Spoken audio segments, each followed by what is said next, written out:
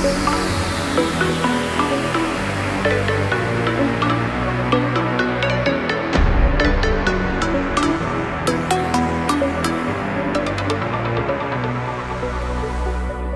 Sigma Theta Sorority Incorporated will be filming, recording, and photographing this event for use in Delta promotional videos, photography, advertisements, social media platforms, web pages, and other future Delta events as the case may be.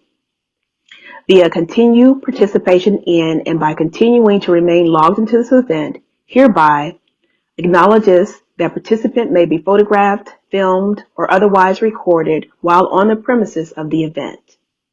Grants Delta, its successors, assigns, and licensees irrevocable consent to include participants' name, likeness, photographic image, mannerisms, and voice or other recording in the production or for exploitation for any purpose whatsoever in any and all media now known or hereafter devised throughout the universe in perpetuity without compensation and or credit.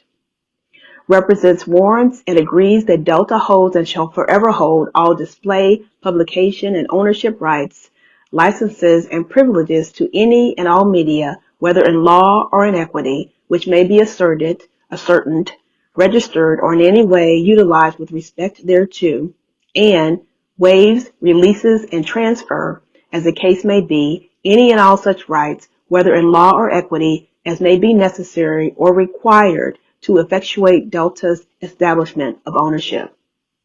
Participant further agrees to abide by and comply with any and all terms of use and or additional participation rules as applicable and specified during relevant sections of the program and acknowledges, understands, and agrees that violation of such participation rules shall result in legal recourse and disciplinary action. Good evening. Dr. Diane Reese is an associate professor of counseling at George Mason University in Fairfax, Virginia. Dr. Reese's teaching focus is in school counseling.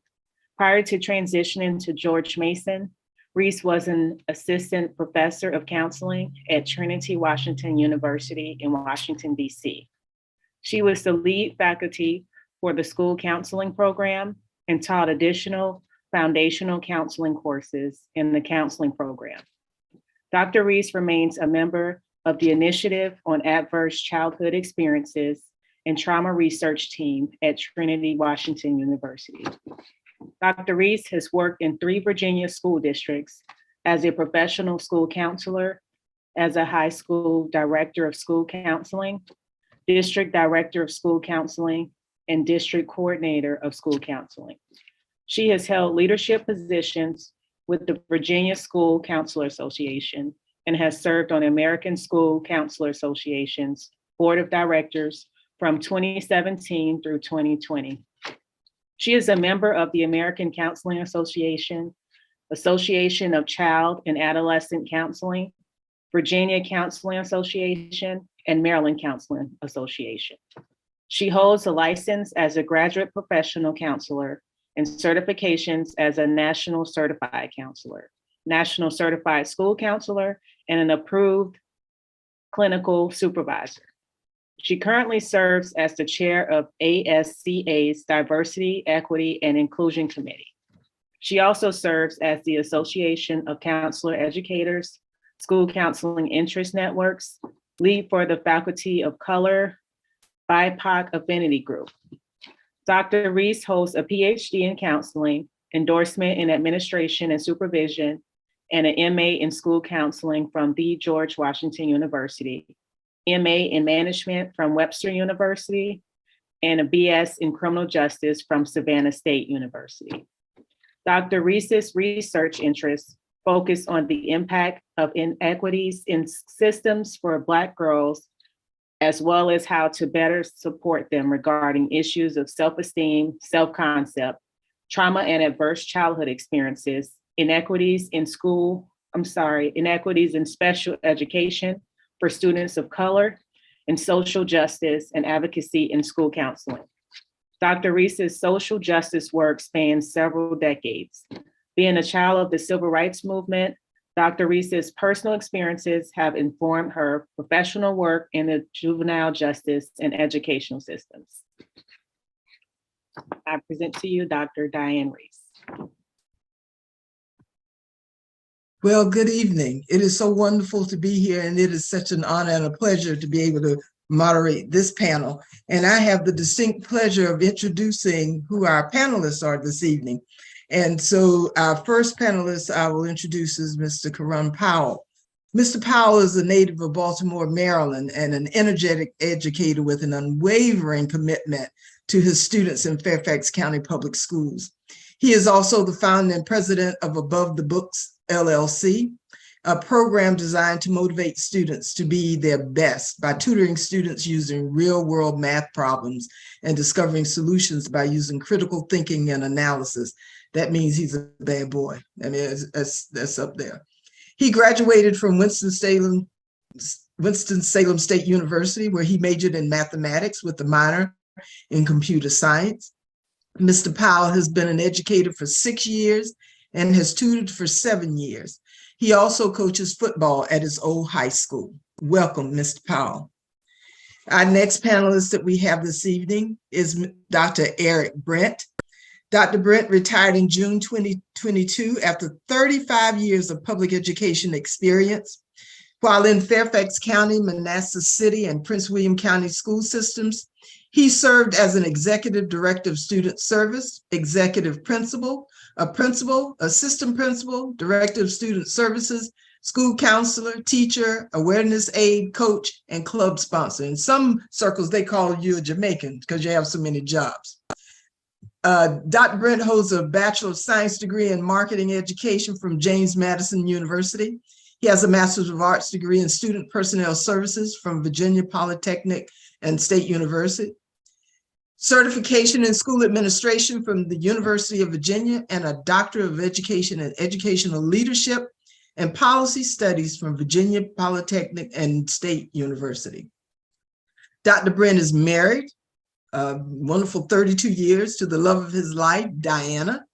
They are the proud parents of Daniel, who's 28, and Eric, who's 30, and who's married to their lovely daughter-in-law, Jessie. And on December of 2021, his son, Eric, and Jessie recently blessed them with their first grandchild, Isabella, who they lovingly call Bella. His quote is, "Educating the mind without educating the heart is no education at all." And he gets that from Mr. Aristotle. So good evening, gentlemen, and welcome to this panel discussion. So let's get right into it.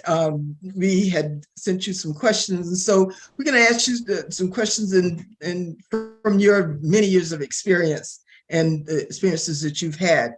In what ways do you think Black mothers must foster communication with their sons differently than other mothers and sons? And the second part of that, and I can come back and ask you that, and I'll ask you now, and how should the communication progress for sons 10 or younger, and then 11 to 18 and 19 and older, so as they move along the developmental span? Dr. Brent, if you'd like to go first. Okay.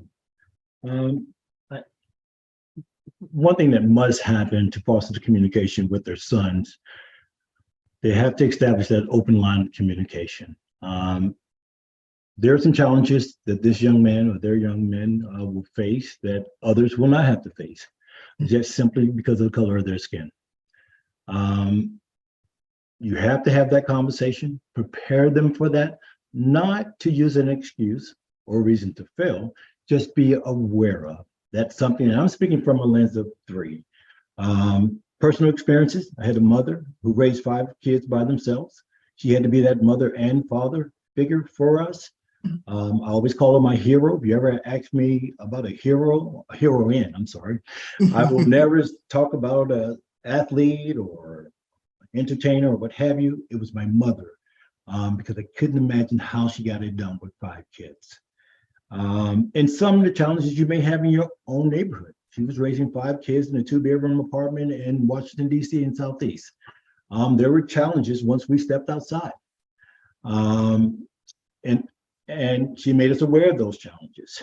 where we had to be smart, where we had to know how to handle confrontations because it could lead to something very serious. So those lines of communications are very important. You need to be aware of friends or girlfriends and thoughts they may have about the other parent.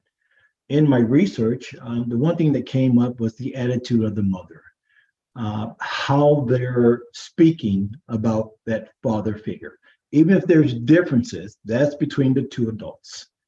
You have to be very careful how you're communicating that information to that young man. We were also had a very strong faith. We're always reminded of that verse in Genesis chapter 1, verse 27, that we have the Father of all fathers, or the Father of all of us, who created us, made each of us in a unique way. Be mindful of that every day in everything that you do, as well as Psalms 139, verse 13 through 14. Thank you, Edwin.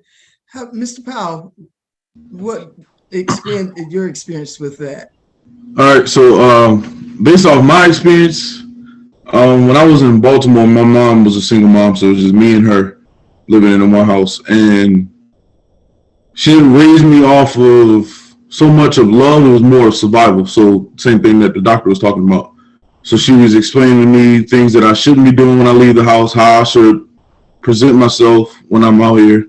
And it wasn't until I got into high school when I moved in with my aunt, and she taught me about, you know, the same things, but do stuff with care, do stuff with passion, do stuff with love. And I wish I got it earlier, but I didn't. But I mean, God knows it all, so he definitely put it in where I needed it. So, and then I got put around people that was also instilling stuff into me. So I think at a young age, you should be teaching the kids more about, you know, how they should present themselves out when they leave the house and things like that. But you also should be teaching them about love and care and stuff like that. So if my mouth gets tied up, I get worked up a lot. So Dr. Reese, may I add just one thing I just wanted to share? Sure, you can. Sure. Mr. Powell reminded me of something.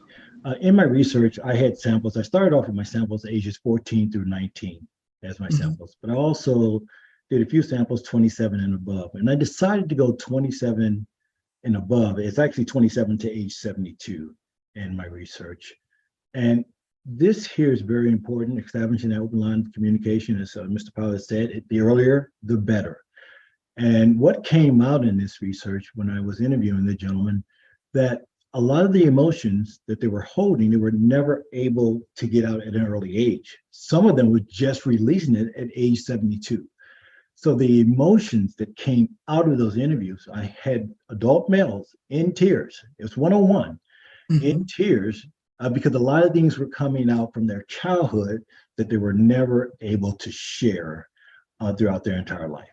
So if you can establish that, it is so very important to do so as early as possible. You had talked about the progression. You know your child better than anyone.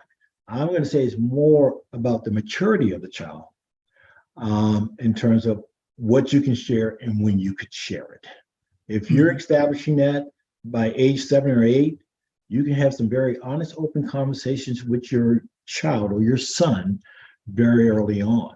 Some of these conversations or relationships are not being established until later in life. And believe it or not, you have to start with the baby steps even at that time, at an older age. And you roll right into the second question that talks about the benefits of, you know, that emotional bond, you know, that sons might receive from their moms early on. And, you know, especially when it's established and maintained. And then, you know, and how these bonds play a role in, you know, young men growing up to be independent, successful contributors. If either of you gentlemen, if you can expound on that, the more Dr. Brent, you talked about your research with men and you talked about this one. Was that a consistent finding? The older the men got, that there were emotional ties that didn't happen early in their development, but happened later. and that, you know, and did you see a difference with them? Was that consistent? For those who did not establish that open line of communication with their mother, that Mhm. was very consistent.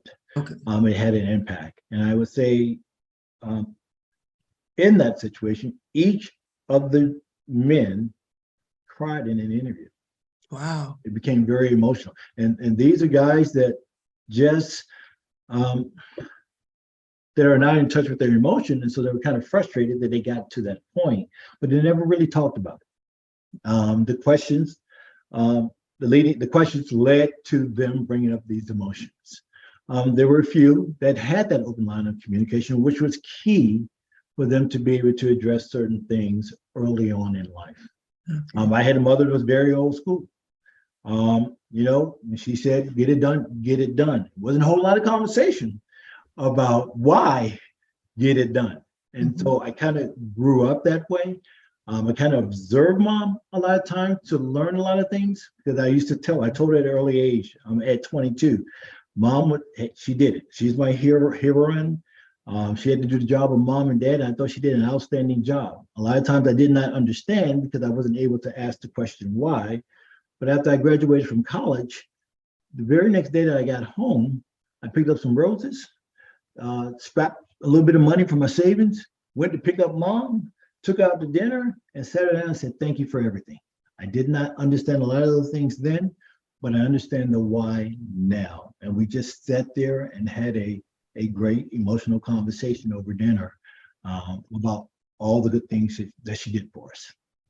Thank you. And Mr. Powell, you alluded earlier about that emotional bond. Is there something that you're comfortable about sharing, you know, personally, or even anything you've experienced with other male friends in terms of the emotional bond? So the person that the doctor is talking about is the guy you're listening to right now. Oh. So when it does come to like having communication with my mom and stuff like that, it's hard. So we never communicated. We never had that relationship where I can come to her and talk to her. But when I got to my aunt house, she was more open to in receiving anything that I had. So we can have that communication. We can have that thing. But it's hard trying to go back and have with my mom because we were like the same person. So we go head to head, and it's kind of hard. Yeah. And for those in your study, Dr. Brent or Mr. Powell, in your experience, who may not have established that bond, have you seen it sort of play out in their relationships as, you know, say in the age where we are now, you know, when the young boys are dating and then they get into men who are marrying, you start to see those things happening? Yes. Yes. Most definitely. You have two options when you're growing up in that situation. You can repeat the cycle or you can change the cycle. And I would say the gentleman and I didn't know this before I started, but the majority of the gentlemen changed the cycle. They found a way to change the cycle through observations of others, through father figures of friends, or through mothers of friends, or et cetera, et cetera. They found a way to change the cycle. There was one that had a difficult time throughout the childhood, got married, and because they did not have that role model or those conversations, repeated the cycle twice. And I believe, I'm going to say, well, it's been 16 years of marriage, the third time got it right. But they had to have some conversations with some individuals that were close to them. They were observed others doing it the right way. And they were able to get it done as well. Not only as a father, as a husband, but as a father and as a man as well. Mm-hmm. Mr. Powell, you wanted to comment on that as well? Yes. It's not until the child actually sees someone else in a marriage or something. Like when I was in Baltimore, you don't see marriages. You don't see people getting married as much as you see. When I come here, it's like I go to church. You have so many husbands and wives and stuff like that, and you see families, and you see people attending basketball games, football games. You don't really see that in Baltimore. So it's just like, once you change your environment, then you'll change. You'll start to be like, well, that's the person that I want to look up to. That's who I want to gravitate to. And then you'll start dressing different, you start acting different, but it's all based on the environment that you're put in. Oh, okay.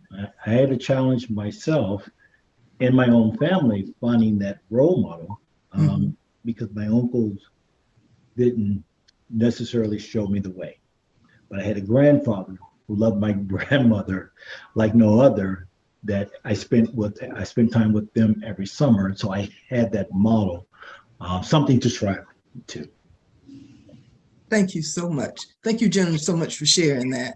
Let's turn a little bit toward something that's near and dear to all three of us that connect us, and that's education. Yeah. And so we've heard this, and we tell our Black children this, and we especially tell Black boys that education is the great equalizer. So if it's the great equalizer for Black boys, how can it be if there's still issues of equity in educational programs? And we know that in the systems we work in. And knowing this, how can Black mothers advocate for their sons? You want me to go or? Yeah, you can go. Yes, Okay. So I feel like Black mothers should be able to advocate for their. It's a lot of. I did SPED for like a year, and a lot of times you can see in SPED like the mothers that are there for their kids and that is fighting for them, making sure they get all type of accommodations that they could possibly get, and then you have some mothers that don't show up or they're too busy. They have a job. They have 2 jobs that they're working. So is you got to make time for what's important, and that child is the most important thing on this earth right now. So you got to be there for the child, whether it's IEP, whether it's there for supporting them in any part of the life. Is just the child wants to know that you're involved. The child doesn't want to go to a recital or anything and then see that you're not there. It hurts the kid, and then the kid starts resenting you, and then it's bad. So Thank you. yeah. Dr. Brad? As you said, knowledge is the great equalizer. Education is definitely the path that you want your child to take. Now, I will say this, there are things that they're going to question as they learn, as they get older. I was one of those kids early in elementary, the later years, when they told me Christopher Columbus discovered America. I had questions. That was hard for me to understand. And because of that, I never got the explanation that I needed, because my mom had us read. In summer, we used to read a half an hour every day, so that knowledge was there. So I wasn't getting the answer that I needed to get, even from my teachers at the time. So I always had a tough time with history and social studies throughout my schooling, because I didn't believe everything was factual. So things would come up. I would check out a book in the library to read up on it and find some inconsistency. So that was always a challenge for me, social studies. So I was never a fan of it. It was something I had to do to be successful with my education, but I had to do some fact checking often in my social study classes. I go back to what Mr. Powell said. You have to advocate for your child. That has to be that balance of accountability as well. When I say advocate, make sure you do your homework before you go in there, okay? And it doesn't mean everything that my child says to me is right. I want that balance of love and accountability. I'm gonna be there for you when something's wrong. I'm gonna teach you to have that conversation first on your own, to let staff know that you're taking ownership of your learning. But when you don't get the right response, I will be there for the parent conference and the other meetings that are necessary. And I know this is sometimes very difficult, as Mr. Powell shared earlier, for single parents. My mom couldn't make my games. She made 1 or 2, but she was working. She was determined not to live off the government when my father left at age 5.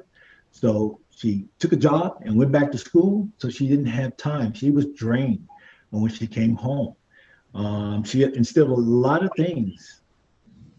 Well, I'll talk about that on the next question. So I'll talk about it on the next question. Yeah, and I was gonna say. Oh wait, no, I'm sorry. Go ahead, finish.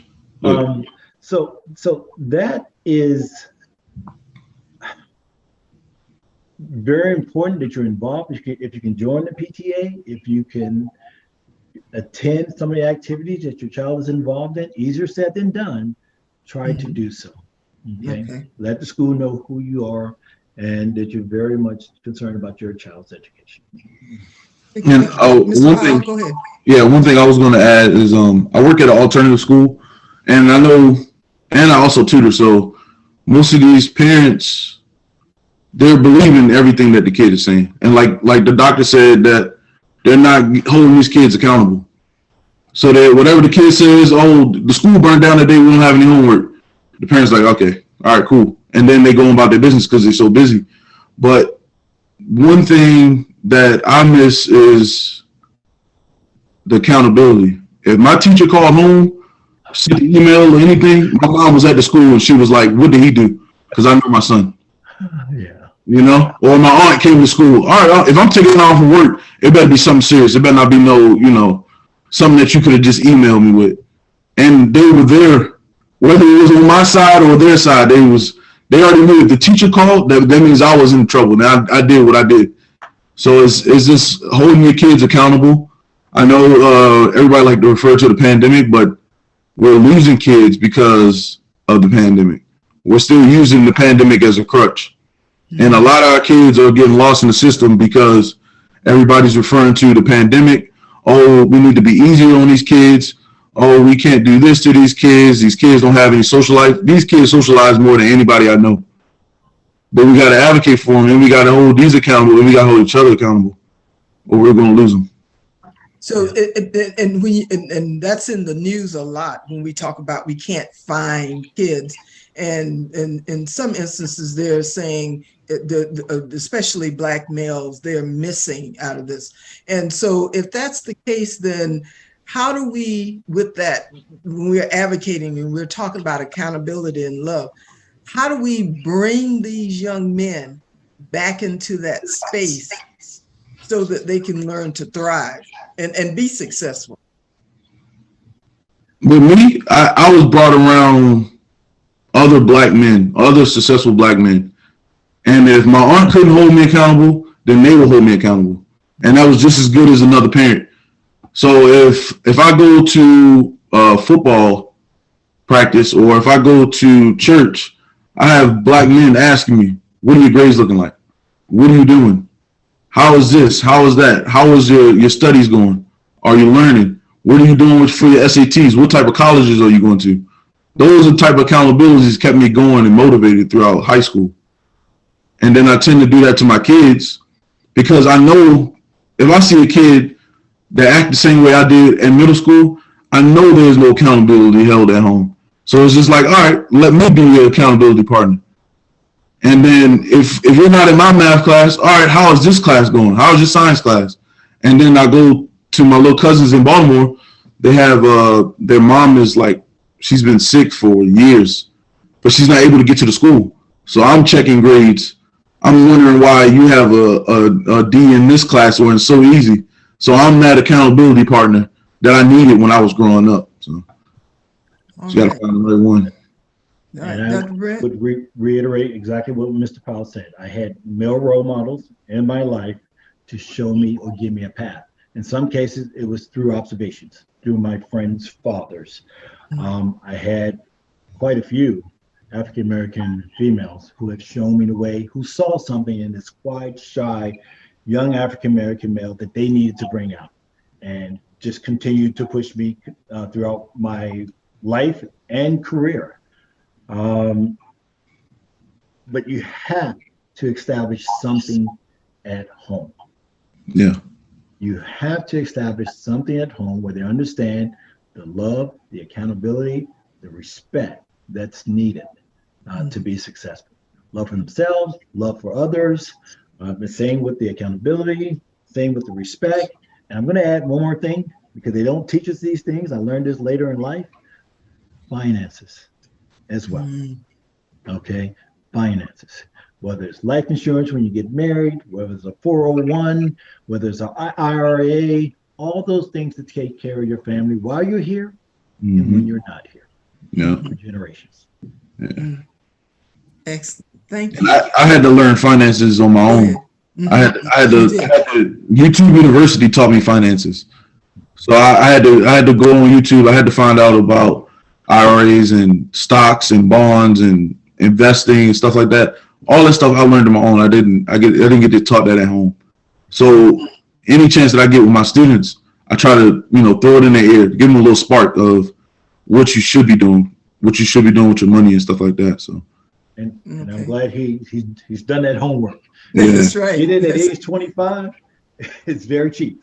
$25 for the rest of your life. Yeah. Get in at a later age, you're going to pay the price. Yeah. You still need it to take care of your family. Yeah. Absolutely. So, gentlemen, do you think there's a difference in how mothers should communicate with their sons versus how they communicate with their daughters? And if so, why? Woo. You want to start or I'll start? You want to I'm a go, little Mr. Powell? passionate Go about to ahead. go. You go, Mr. Powell. Okay. All right. So I believe because the black mother wants us to be more dependent on them, that it hurts us in the long run. And I think if the black mother will come more on the independent side, like how they teach their daughters how they need to be more independent, I think you will make more successful black males than most. Absolutely. Yeah. He hit the nail on the head. But let me say, my mom, and I said she was old school. So please forgive me for some of the things I'm going to share because it is old school. She was not going to raise a trifling man in her home. Now, why she was saying those things at that time, I understand that. I didn't understand then, but we weren't going to be trifling. We learned early, just like my sisters, we learned to wash the dishes, clean the room. We learned to cook. We learned to wash clothes. We learned to be respectful to women. You don't lay your hands on them. You don't put yourself in a situation where you would have to. She was very passionate about those things. And again, that goes with the respect and the accountability. She taught the same things to my sister and the love, all those things. So I'm gonna look, there are some things, of course, that young males will have to deal with that females may not have to deal with. There's some things that females have to deal with that young males don't have to deal with. But the bottom line, if you're teaching the love, the accountability, the respect, finances for both the males and the females, I think they both need those things. Yeah. And so that's just understanding what is mutual to both of those in terms of gender, but also what there are specific things that each of us experience because of our gender. Correct. Thank you, gentlemen. Thank you so much. It's interesting that when you say that. I grew up in a house of 13. There were 7 girls and 6 boys. And from what I can remember, I always try to think, well, were these boys treated differently than we were? I'm not so sure because we had those, we were from Georgia, and so we had those strict parents. And so I think I think we probably got a little bit of everything, boys and girls. And so thank you so much for sharing that. So how honest do you think this is really, when you look at some of the research, and I've looked at a lot of the research that talked about young men, and especially within human development and parents and communication. And so one of the things that came out, and young men are saying, I'm not able to necessarily always talk to my mom. So how honest do you think moms can be with their sons about all things? And how honest can sons be with their moms about all things? And then what might be some of the barriers to such a level of communication? And what I mean about that is, there are a lot of things that go on with young men. And we always are saying, well, women are more emotional and they can talk, they love to talk, and young men don't. But how honest do you think young men can be? Honestly, I believe they can be as honest as they want to be, but it has to have that relationship. And if you don't have that relationship with your son, then it's hard for him to just openly talk about something that went on today or a girl that he likes because he's embarrassed. And he doesn't want to be embarrassed in front of his mother. So 9 times out of 10, he won't talk to his mom or he won't talk to his sister about something, but he'll talk to somebody that he knows probably went through the same embarrassment, which is another male. Yeah. Okay. Thank you. Dr. Absolutely. Grant? you have to establish that open line of communication to be able to talk about anything. It's not going to just happen in the later stages of life. You have to try to establish that at a very early age. And there's some things he may need that male role model, the minister, the uncle, or what have you, to have certain conversations. That old way of thinking, I don't really want to share my feelings. I don't like to talk. A lot of young males are being raised differently. I have 2 boys that will have that conversation, does understand the role of the parent. It's not simply the mom that's doing the cooking, the changing the diapers, et cetera, et cetera. That's his responsibility as well. That needs to be taught and communicated early on throughout their life. And that should continue in the adult life. Well, when you think about some of the stuff that happened in the news over the last few years, when you think about the Boy Scouts, when you think about some of the things that they talked about in churches that happened to little boys, do you think that, moms should create that environment so that the environment of safety so that they can have those discussions? Because when they interviewed men and they did research around that, especially, men who had been in the church, they discovered they carried a lot of mental baggage and a lot of things because of what happened, and there was nobody to talk to. How do we create that space then for them to do that? For me, I carried that mental baggage. So I'm the person you talk to. I carried all that stuff, and then it was just for me and my aunt. Like the doctor said, we established that relationship, and then we had those tough conversations. Even if she didn't want to have them, she sat there and she listened, and that made me more open to tell her the next thing that came about because she was open to listen to that. And then we start building off of that, and then she would be maybe need to have a conversation that she probably didn't think that we should have, but she had it anyway. And then once I see that she's vulnerable and I'm vulnerable, then we can have conversations that we're both vulnerable. Okay. Yeah.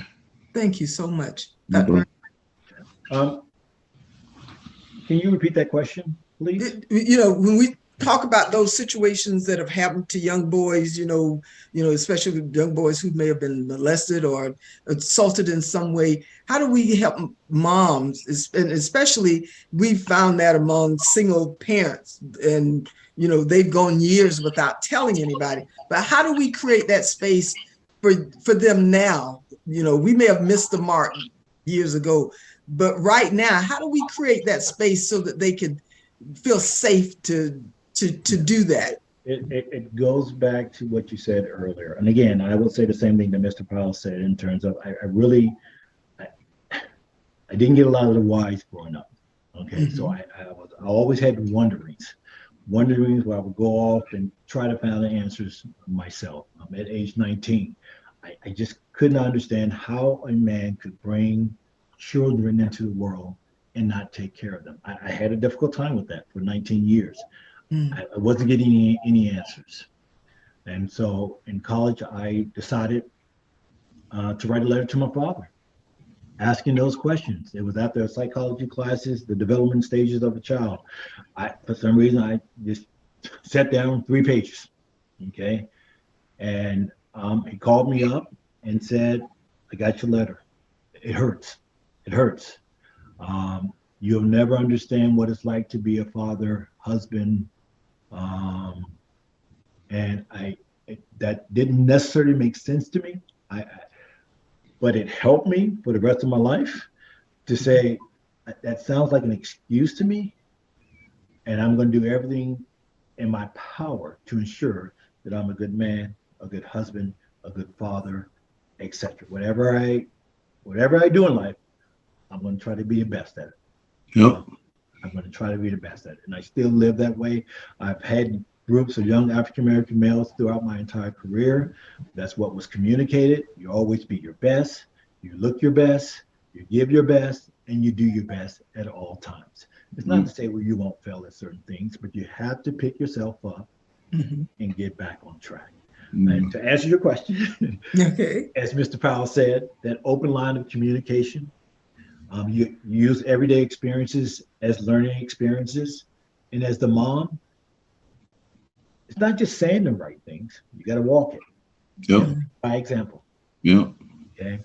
And then I'm gonna go back to that balance of love, accountability, and respect. And then look ahead, identify potential solutions to potential failures or mistakes that may have happened or may occur down the road. Thank you. And Mr. Powell, you said something that was really interesting, and I guess in being in the space I am in counseling, you said in counseling you had to have that hard conversation with your mom. Yeah. And so what advice would you give moms young about that, and when it comes to mental health and having to be in a space where you can have those kind of tough conversations? Be open to whatever your child is about to say, Hmm. and don't shoot them down. Because it's been like when I think we first started the whole conversation, there's a lot of stuff that I still have yet to let out, only for the simple fact that when I try to have those conversations with my mom, she shuts it down. So it's just like, all right, there's no point in even talking about it. But God made sure my aunt was there, and she was my open voice to talk to. So I would talk to her about my issues. She would give me solutions, and then she would be like the mediator when it comes to me and my mom talking. So, Okay. Mr. Yeah. Powell, thank you so much. I'm sorry, go ahead, sir. Finish no, up. go ahead. That is so important. And what moms have to realize, sometimes you don't have the answer.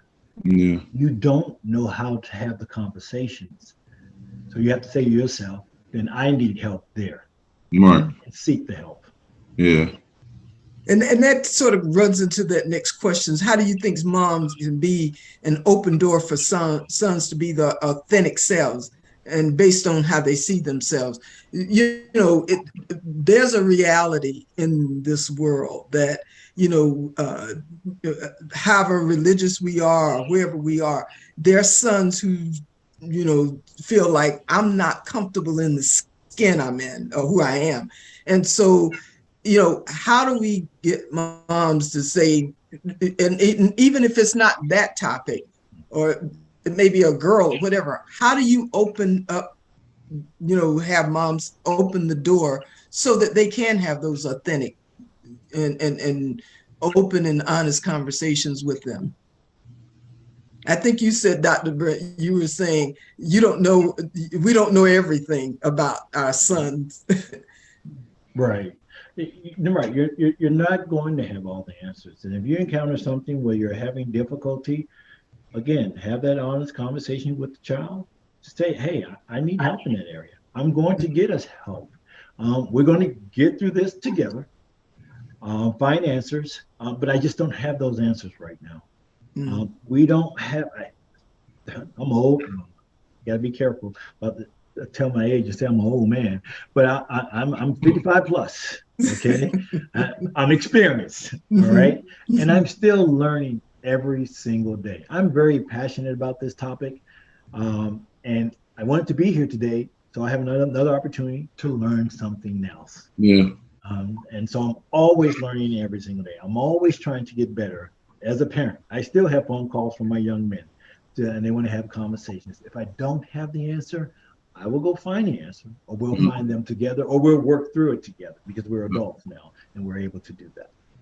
Thank you. And Karan, is that how, when you first started that journey of exploring and trying to have that conversation, was it your idea that someone else needed to help open that door for you to have that kind of intimate conversation? So that didn't happen until maybe a couple years from now.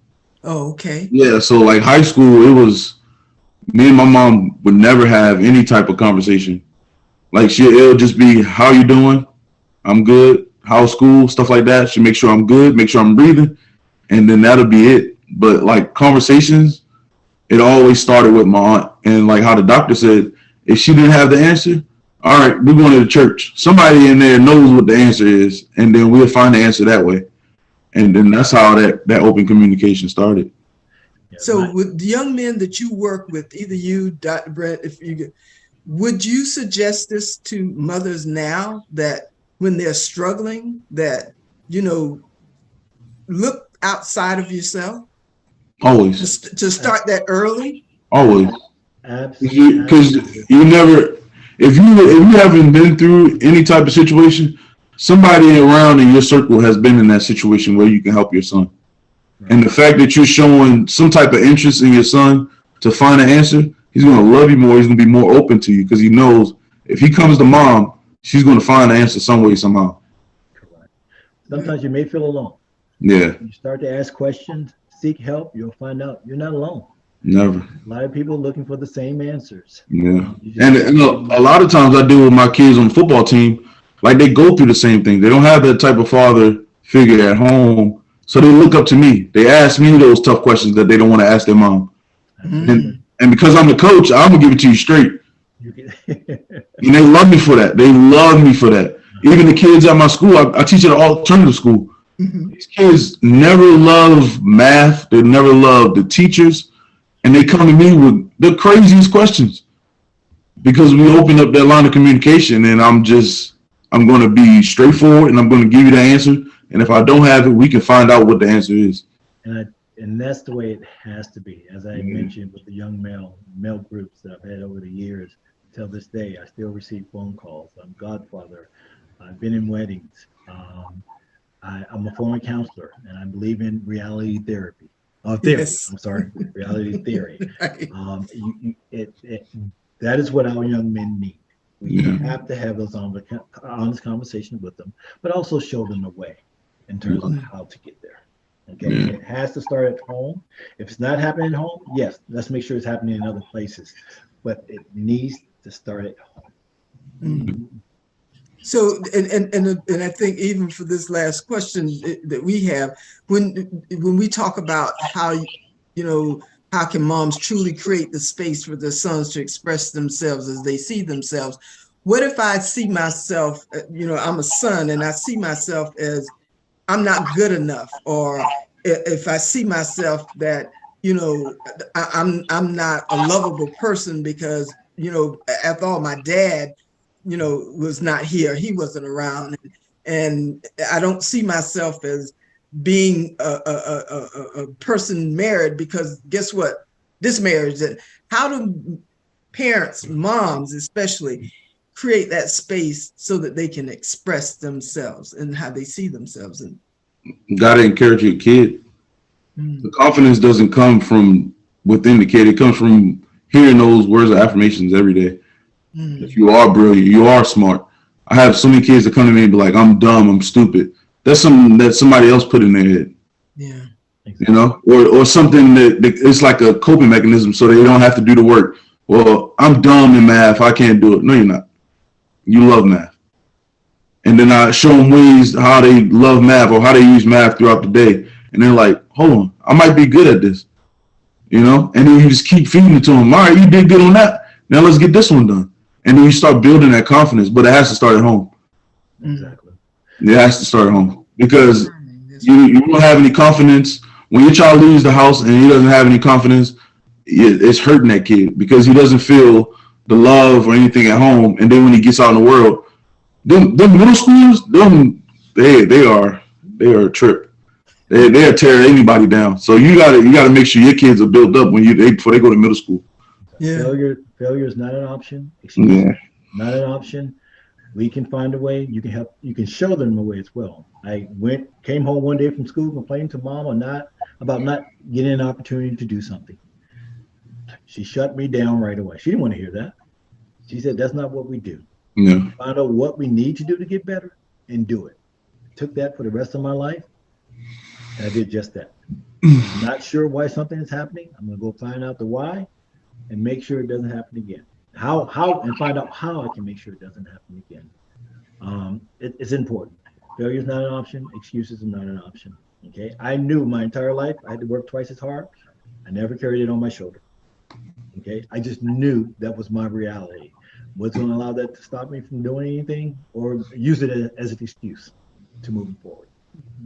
So affirming they can create the space by affirming who they are.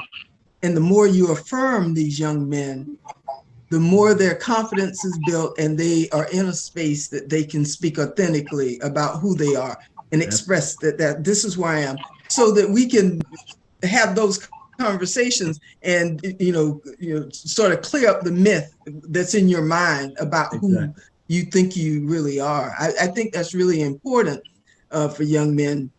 I know we do I've worked in juvenile justice, and most of the young men I worked with were Black boys, and it was amazing.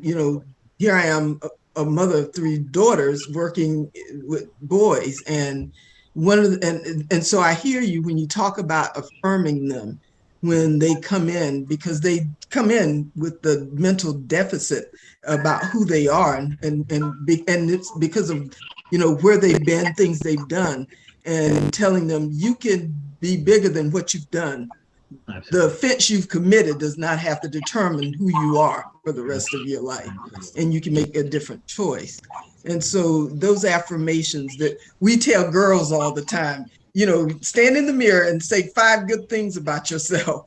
So why can't we tell young men to do the same, I guess, huh? Exactly. We should be doing just that. Exactly. So you can do anything you put your mind to, and we shouldn't only say that. We shouldn't just say that. We should also show them ways of getting it done as well. Yeah. Mm-hmm. Mm-hmm. Well, do you gentlemen, before we get to the Q&A, are there any last kind of words that you want to say to our platform audience around this whole thing about moms and communication? Mom, it's a 24/7 job, okay? And no one will ever tell you it's easy. I commend you for the challenge that you have before you, the work that you're doing every single day. I appreciate you. They need you. They need you to make a difference in their lives. And that open line of communication is very important. The earlier you're established, the better off things will be. It is a journey. Keep that in mind. Thank you, Dr. Brand. Mr. I Powell. think communication is, like you said, the key. Be open to talking to your kid. If you're having a rough day, let your kid know. So they'll be like, all right, you know what? Maybe I should leave mom alone for a little bit. Instead of just spazzing out and then the kid doesn't know what's wrong. And now every time the kid comes, he's a little timid to come to you because he doesn't know if you're going to spaz or if you're going to give him a hug or what's going to go on. Mm-hmm. So just be open to letting him know that, look, I'm having a rough day. Let me get my thoughts together and then we can come back to it. Thank you so much. Well, gentlemen, this has been a pleasure. We could probably sit on the stoop and do this all evening, huh? This conversation. This helped me more than you think, because I needed this talk. So I appreciate it. Thank you so much for agreeing to one of our panelists and to come and talk about this. We go along in life. Like I said, I have girls, but the interesting thing. When I've babysat for other people, it was always boys. Yeah. When I worked in the juvenile justice system, it was boys. In high school, as a school counselor, who I had to counsel most? Boys.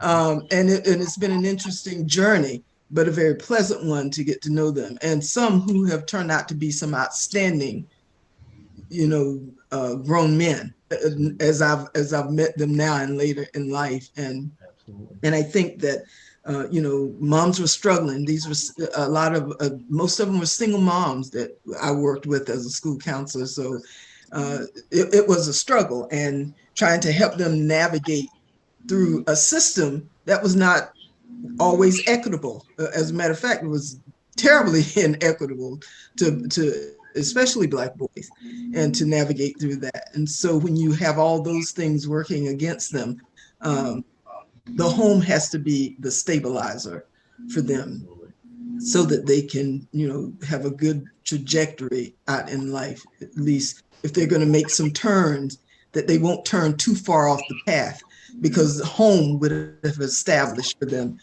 how to get back on track. Exactly.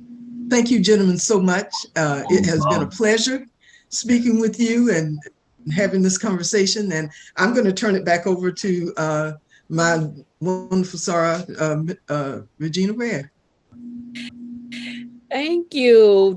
This discussion I think deserves a part two, so we're going to see how to fit that in. But I really appreciate your conversation, the feedback. I'm sure there were many tips, tools, or comments or suggestions that participants can take with them. We didn't get any additional questions in the comment, but I'll read one of the posts from Beverly Parker Lewis. As educators, professionals, fellow church members, we need to make sure we provide mothers with the support they need to be advocates for their child. Mothers are often trying to balance work, finances, basic family needs with the needs of specific children. Some mothers don't know the system and are often hesitant to approach a system where her son is often misunderstood or sometimes wrongly treated. So thank you for that feedback or additional information, Beverly Parker Lewis.